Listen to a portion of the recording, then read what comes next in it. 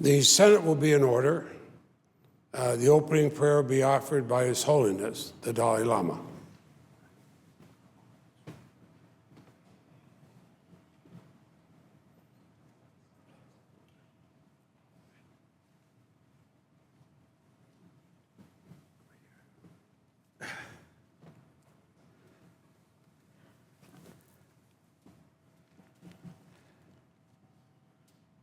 Read. You go ahead. It's all yours.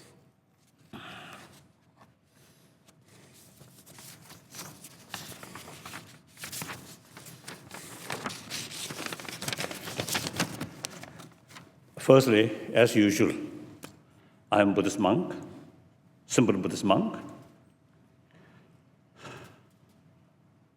So pray to Buddha and all other gods. 관계 투신에서는 다와도 제방에서 담배 춘이 된세에 과담달라 차서로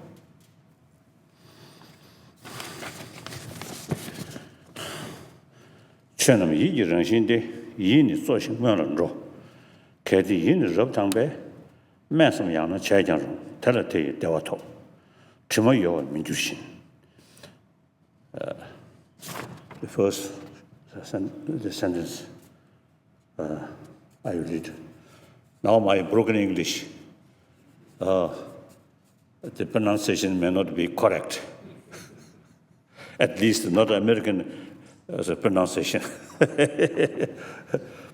With our thoughts, we make our world. Our mind is central and precedes our deeds. Speak or act with a pure mind, and happiness will follow you, like a shadow that never leaves. The second sentence. 지진 대신 올리다. 눈은 계시 처음이다. 데려다주 주고도 이런 데고 군주쇼. May there be joy in the world, with bountiful harvest and spiritual wealth. May every good fortune come to be, and may all our wishes be fulfilled. 지신한가 내봐도 로가 지신 내주고 지시도 안 내주는 로에 동에 세워쇼. This is my favorite prayer. Daily I pray this. That gives me inner strength. So enthusiasm to serve sentient being, humanity on this one.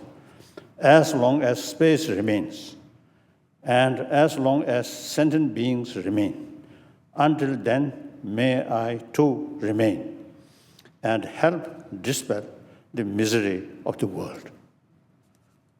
Thank you.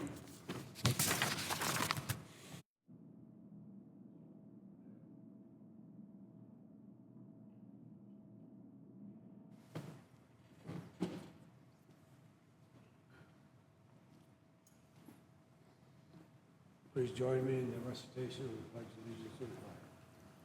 of Allegiance to the flag. To the flag of the United States of America and to the republic for which it stands, one nation, under God, indivisible, with liberty and justice for all.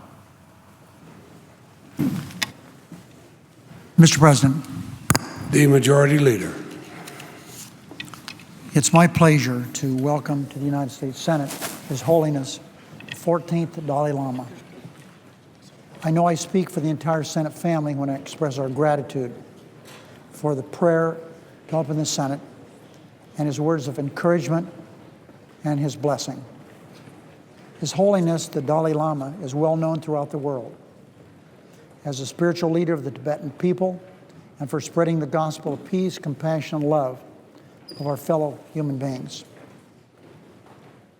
But it's tradition when the United States Senate welcomes a guest chaplain to say a few words about the honored guest.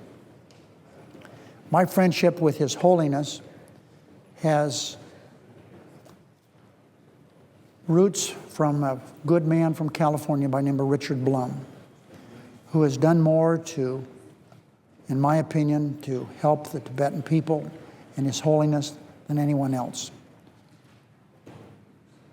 His Holiness often says that he's only a simple monk, born to a farming family in northeastern Tibet. But to millions of people in Tibet and across the globe, he is much more. He's a source of hope and inspiration in a world that can sometimes seem very dark. When he was only 2 years old, His Holiness was recognized as reincarnation of the 13th Dalai Lama. 4 years later, when he was just a little boy, he began his monastic education. He studied logic, art, Tibetan culture, and Buddhist philosophy, among many other things. At age 23, he passed his exams with honors and was awarded what we would call, would be an equivalent of a PhD, a doctorate of Buddhist philosophy. For more than half a century, the Dalai Lama has been traveling the world, raising awareness about the concerns of 6 million fellow Tibetans, as he would say, making new friends around the world. In Tibetan Buddhist philosophy, the Dalai Lama, all of them are enlightened beings who have postponed their own nirvana, or liberation from the cycle of reincarnation, in order to serve humanity. This particular enlightened being has chosen to serve humanity by spreading a message of peace. He motivates countless people around the world, people of every faith, to practice compassion toward one another. His Holiness urges us all to be kind, and these are his words, be kind whenever possible. And he says it is always possible. The Dalai Lama's teachings contain lessons for people around the world, and certainly within this chamber. His Holiness also advises us, and this is a quote, the best way to resolve any problem in the human world is for all sides to sit down and talk. End of quote. Pretty simple, but very true. It's advice that those of us fortunate enough to serve our country and our constituents in the Senate should take heart and follow. And the presence of His Holiness in this chamber today inspires me, as I hope it does all of us, to renew our commitment to speak and act with a pure mind, help dispel the misery of the world. Mr. President, I now move to proceed to counter number 309. The clerk will report. Motion to proceed to counter number 309 as 1086, a bill to reauthorize and improve the Child Care and Development Block Grant Act of 1990 and for other purposes. Following my remarks and those of the Republican leader, the Senate will be in a morning business until 10:30, with the Republicans controlling the first half, majority the final half. Following that morning business, the Senate will proceed to executive session. At 11:20, there will be up to 3 roll call votes on executive nominations. Following those votes, there will be 2 hours of debate on the military sexual assault bills. At about 2 p.m., there will be a series of roll call votes in relation to military sexual assaults. We also expect to consider additional executive nominations, which may require votes later today. Mr. President. The senator from Vermont. Mr. President, I ask consent to be able to continue as in morning business for about 3 minutes. Without objection. Mr. President, I feel honored to be a member of the United States Senate and to be President pro tempore. But I can't think of any greater honor than this morning when I was able to introduce to the Senate an old and dear friend, His Holiness the Dalai Lama. Marcel and I have been friends of His Holiness for decades, and we count that as a great treasure. Just as I saw Senator Feinstein earlier on the floor, another longtime friend with her husband of His Holiness. Mr. President, I watched him for so many years, his representation of the Tibetan people. He's joined on the floor by another Buddhist, Senator Hirono of Hawaii, and the gracious comments of Senator Reid reflect how people feel about him. I think of how the faith of his people are moved, and I've told His Holiness this story. When I walked through the streets of Lhasa, Tibet, years ago, and a man holding a small child saw me, pointed to my camera, and held up a picture of His Holiness. He was risking being imprisoned for having that. But he insisted I take this picture. I did. I've given that photograph to His Holiness.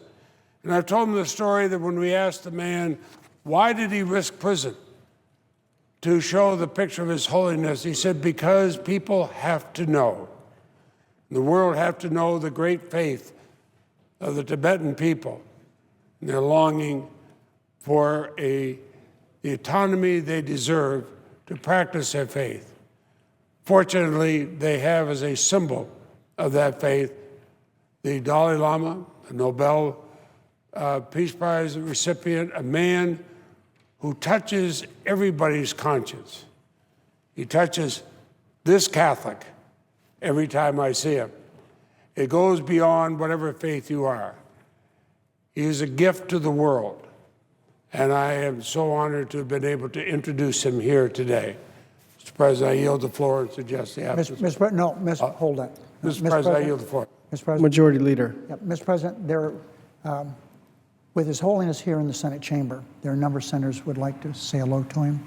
And so based on that, I ask that the Senate go into a quorum call until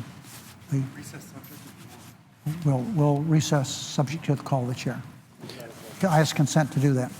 Without objection, recess subject to the call of the chair.